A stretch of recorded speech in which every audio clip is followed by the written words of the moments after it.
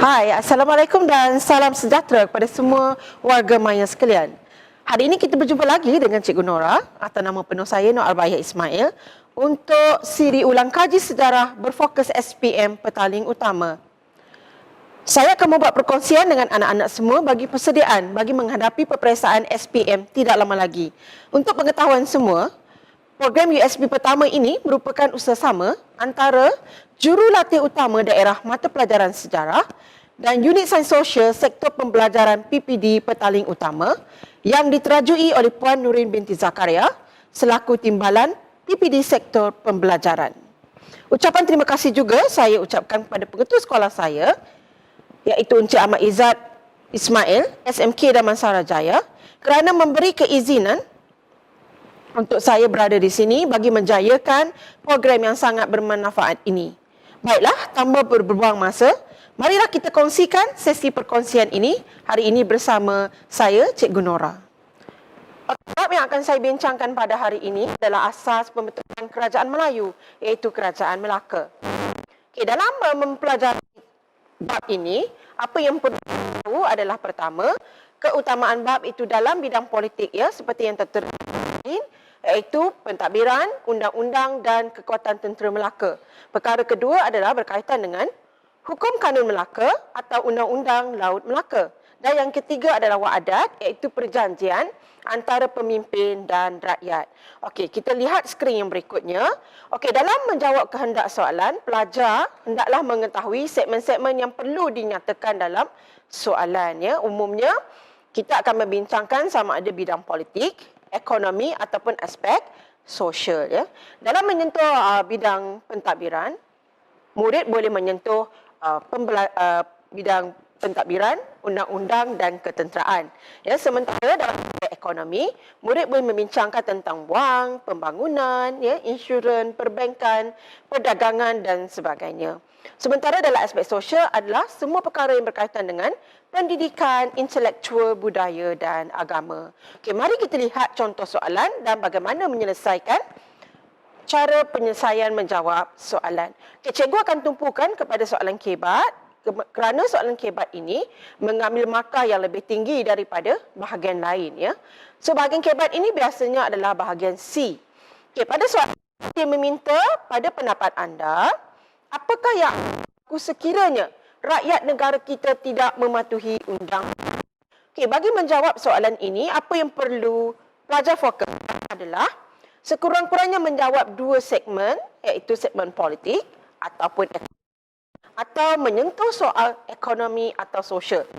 Pilih mana-mana dua segmen untuk membincangkan tajuk kita. Okey, bagi menjawab soalan ni, kalau pelajar boleh lihat di sini, beri contoh daripada penilaian dari aspek politik, ekonomi dan sosial. Jadi pelajar boleh lihat dalam perenggan pertama, bagaimana kita kata pada pendapat saya jika dilihat dari aspek politik, kenapa pelajar perlu sebut begitu? Kerana dia menyebut begitu, pemeriksa akan nampak apa yang dibincangkan oleh pelajar. Jadi aspek politik, sekiranya rakyat negara kita, jadi awak boleh menyalin balik kepala soalan pada pendapat saya, sebab soalan tadi menyebut anda, pada pendapat saya, jika dilihat dari aspek politik, sekiranya rakyat negara kita tidak mematuhi undang-undang, apa kesan dia? Rakyat kita tidak akan, negara akan bertukar kepada menjadi huru-hara. Lepas tu bila kita nak menukar pada segmen baru, hendaklah kita sebutkan, dilihat dari aspek ekonomi. Apa kesannya jika keadaan menjadi huru-hara? Dia akan bersangkutan juga menyebabkan ketidaklancaran perniagaan dan impaknya negara akan mengalami kejatuhan ekonomi. Lepas itu kita boleh buat huraian lanjut di mana kehidupan rakyat juga akan terkesan dengan ketidaktentuan ekonomi negara.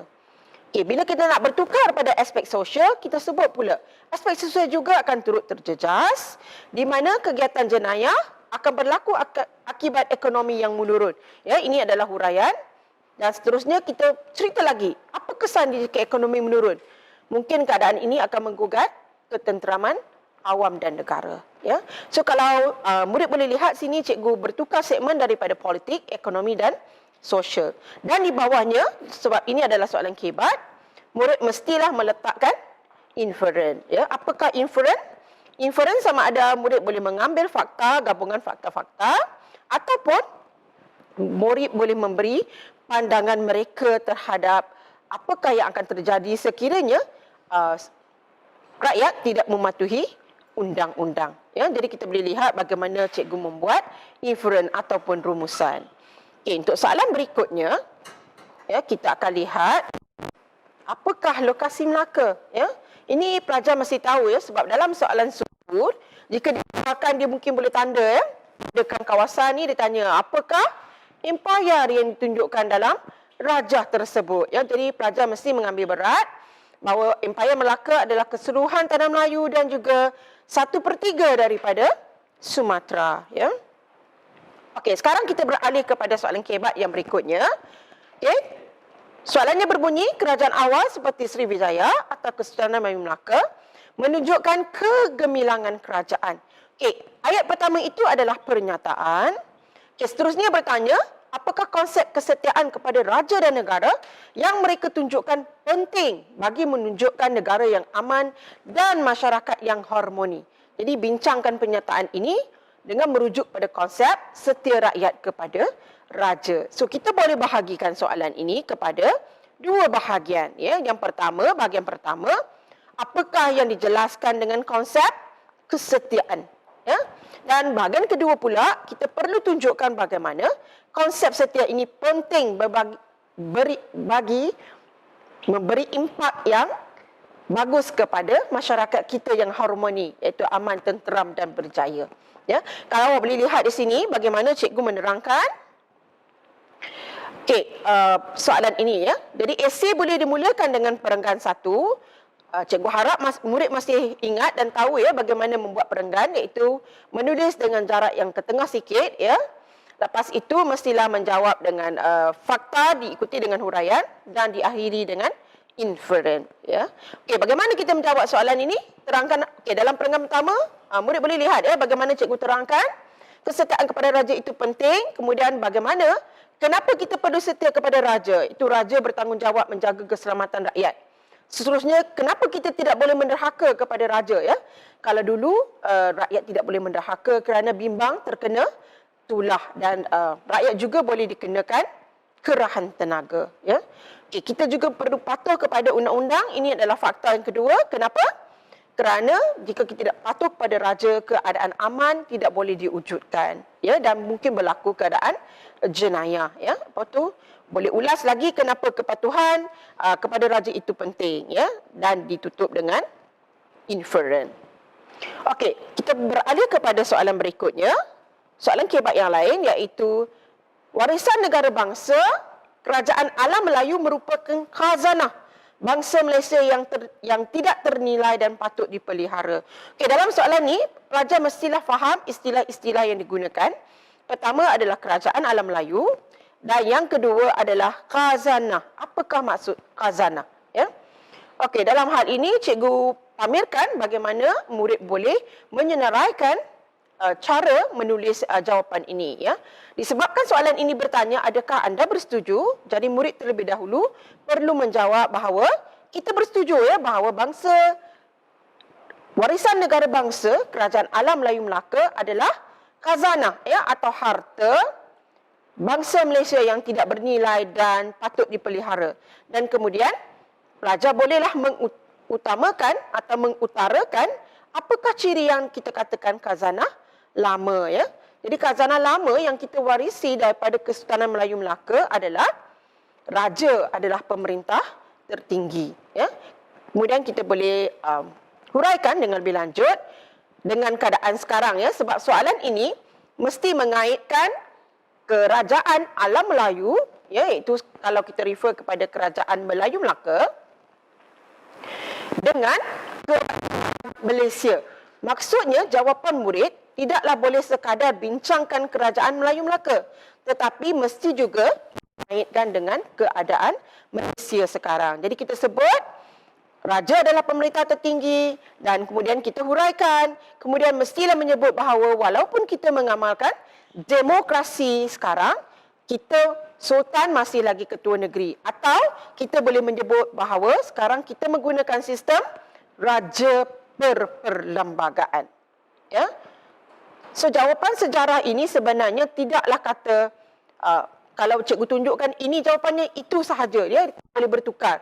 Jadi jawapan sejarah boleh bertukar kepada berbagai-bagai ayat dan bentuk asalkan jawapannya masih lagi tepat, ya. Dan kemudian kita letaklah inferen, ya, yang kita perlu berkata bahawa warisan walaupun ciri-ciri warisan Melaka itu ada yang dikekalkan tapi masih ada yang bertukar, ya. Contohnya kita telah bertukar daripada raja berkuasa mutlak kepada raja demokrasi ataupun raja berperlembagaan. Okey, seterusnya murid-murid, kita bertukar kepada tajuk yang baru. Okey, tajuk ini adalah merupakan soalan kebat yang mungkin akan ditanya, ya, sebab ini melibatkan pembentukan bangsa Malaysia kita pada hari ini. Ya, soalannya berbunyi pembentukan bangsa Malaysia. Ya, kalau ditanya kepada kita, adakah wujud bangsa Malaysia? Cikgu rasa kalau rakyat di Malaysia ni, kita tidak anggap kita bangsa Malaysia. Ya? Kalau tanya pada cikgu, cikgu akan kata saya bangsa Melayu. Mungkin tanya kepada bangsa Tionghoa, dia akan kata saya bangsa Cina. Ya? Atau kepada murid India, dia mungkin berkata saya bangsa India. Ya? Tapi ini soalan adalah pembentukan bangsa Malaysia. Dianggap penting bagi melahirkan negara yang stabil. Jadi murid mestilah mengupas apakah ciri-ciri penting bagi menunjukkan yang kita ini bangsa Malaysia. Ya. So soalannya lagi diteruskan dengan sebagai warga negara Malaysia, bagaimanakah anda melahirkan diri sebagai bangsa Malaysia yang tulen? So bagaimana kita nak meletakkan diri kita sebagai sebuah bangsa yang tulen? Apakah ciri-ciri yang kita ketengahkan? Okey, untuk menjawab soalan ini, murid boleh menggunakan prinsip rukun negara. Jadi kalau murid belum hafal lagi prinsip rukun negara, kenalah hafal dan faham betul-betul bagaimana mengulas prinsip rukun negara. Okay, contohnya dalam jawapan pertama, cikgu akan kemukakan kepala soalan, ya, iaitu sebagai warga negara Malaysia, cara saya menzahirkan diri sebagai bangsa Malaysia yang tulen adalah menunjukkan kesetiaan kepada raja dan negara. So ini adalah prinsip rukun negara yang kedua, ya, iaitu kesetiaan kepada raja dan negara. Jadi cikgu akan huraikan taat pada raja dan negara dengan mempamerkan hormat kepada raja. Ya, hormat saja. Kena terang lagi bagaimana awak hormat kepada raja. Ya, contohnya apa?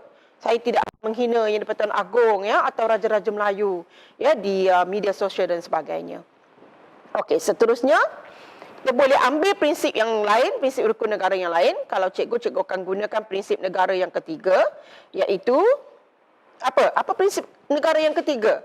Itu keluhuran undang-undang, ya. So kita boleh katakan dalam prinsip ini saya akan mematuhi undang-undang negara kerana undang-undang ini akan membezakan kita sebagai sebuah warga negara yang baik ataupun tidak. Dan seterusnya adalah meletakkan apa? Apa yang terakhir mesti kita letak kalau soalan kibat? Kita mesti meletakkan rumusannya atau inferen, ya.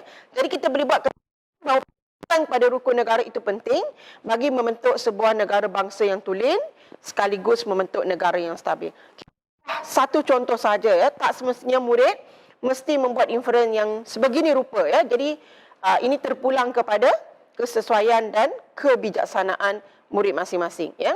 Okey, seterusnya kita pergi pada soalan kiabat yang lain. Adakah anda bersetuju bahawa sistem pemerintahan Malaysia masa kini adalah warisan dari Kesultanan Melayu Melaka, ya? So, dua perkara yang murid mesti faham. Pertama adalah apakah sistem pemerintahan Malaysia? Yang kedua adalah warisan dari Kesultanan Melayu Melaka. So, apakah yang dikatakan warisan Kesultanan Melayu Melaka? So, dari jawapan ini murid boleh melihat, ya, bagaimana pertama murid mesti menyatakan dahulu persetujuan. Adakah murid bersetuju bahawa sistem pemerintahan Malaysia adalah warisan daripada Kesultanan Melayu Melaka? So dalam soalan ini kita tak boleh kata setuju, ya, sebab mesti bersetuju, ya, bahawa pemerintahan Malaysia adalah diwarisi dari Melaka. Jadi kita mestilah terangkan, ya, bahawa raja adalah pemerintah tertinggi, ya, walaupun sekarang tukar kepada negara demokrasi atau raja berperlembagaan, tetapi raja adalah tunggak dalam pemerintahan negeri, ya, bagi negeri-negeri yang bersultan, ya. Seterusnya isi kedua, kita boleh ceritakan bagaimana identiti kerajaan yang masih diguna pakai daripada Kesultanan Melayu Melaka, ya. Identiti itu tersebut adalah seperti nobat, ya, penggunaan warna bagi raja, alat regalia dan cap mohon diraja. Dan seterusnya, untuk inferan, kita mesti buat penegasan bahawa masih terdapat ciri-ciri warisan Melaka yang masih dikekalkan walaupun kita sudah bertukar daripada raja berkuasa mutlak kepada sistem raja berperlembagaan. Okey, seterusnya dalam bab ini, murid mestilah mempunyai kebolehan untuk membuat perbandingan tentang dua hukum undang-undang yang digunakan pada zaman Kesultanan Melayu Melaka. Yang pertama adalah hukum Kanun Melaka dan yang kedua terletak sebelah-sebelah ya. Ni ada 4 warna yang berbeza. Warna yang sama itu menunjukkan persamaan antara hukum Kanun Melaka dan Undang-Undang Laut Melaka.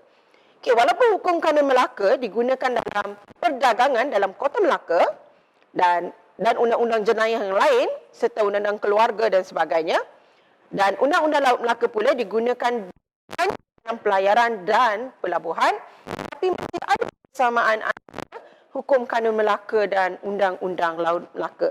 Contohnya dalam jenayah, ya, yang warna merah itu ya, hukum Kanun Melaka juga ada menyebut tentang jenayah, begitu juga dengan Undang-Undang Melaka. Begitu juga dengan kalau kita lihat dari sudut politik, iaitu peranan sultan dan pembesar, Undang-Undang Laut Melaka juga menyebut tentang peranan nahoda, ya, peranan nahoda, peranan malim ya dalam pelayaran.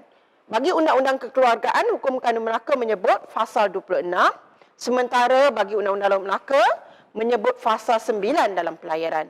Dan akhir sekali dalam ekonomi, di mana hukum Kanun Melaka menyebut tentang pengharaman riba dalam urus niaga, manakala Undang-Undang Laut Melaka menyebut tentang percukaian. Ini mesti kan ya, kalau tidak ingat banyak pun sekurang-kurangnya dua bahagian daripada Undang-Undang Hukum Kanun Melaka dan Undang-Undang Laut Melaka. Okey, seterusnya kita akan lihat di sini cikgu dah bandingkan tadi sebenarnya antara hukum Kanun Melaka dengan Undang-Undang Laut Melaka. Yang tadi cikgu dah perincikan, di sini awak boleh lihat bagaimana cikgu menulis fakta dengan huraian ya, menggunakan jadual yang cikgu telah beri tadi ya.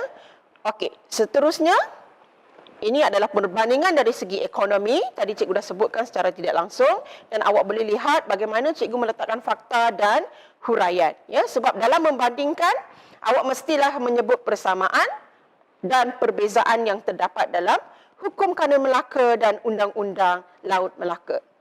Okey, kita pergi pada soalan berikutnya adalah contoh soalan politik yang mungkin diutarakan dalam Kesultanan.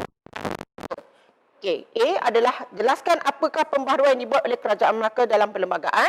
Okey, kita dah pernah ulas tadi ya, iaitu bagaimana kita mesti menyebut hukum Kanun Melaka dan Undang-Undang Laut Melaka. Ya, pelajar boleh membaca sendiri nanti bagaimana cikgu membahagikan menjelaskan hukum Kanun Melaka dan Undang-Undang Laut Melaka.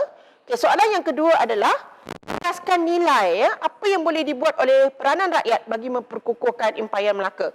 Soalan nilai ini adalah bonus kerana sangat mudah untuk menulis soalan nilai ya.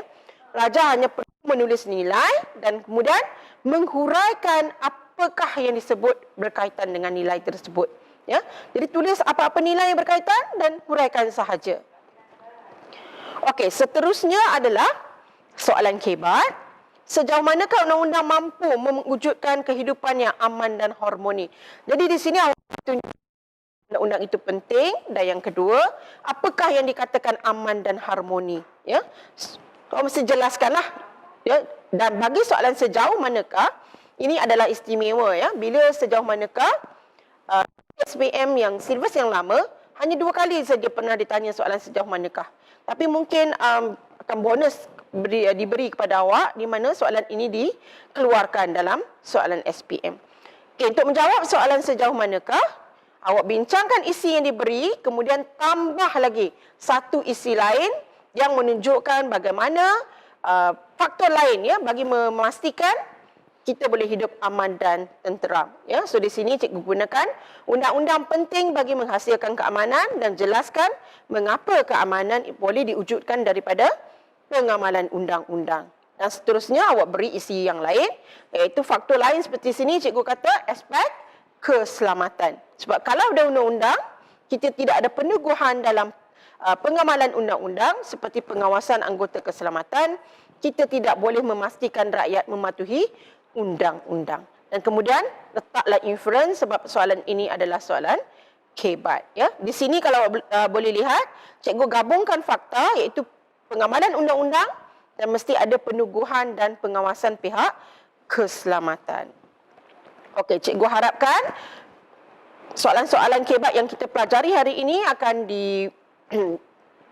dapat diingati oleh murid dan dapat digunakan dalam menjawab soalan-soalan SPM nanti. Selamat berjumpa lagi. Terima kasih.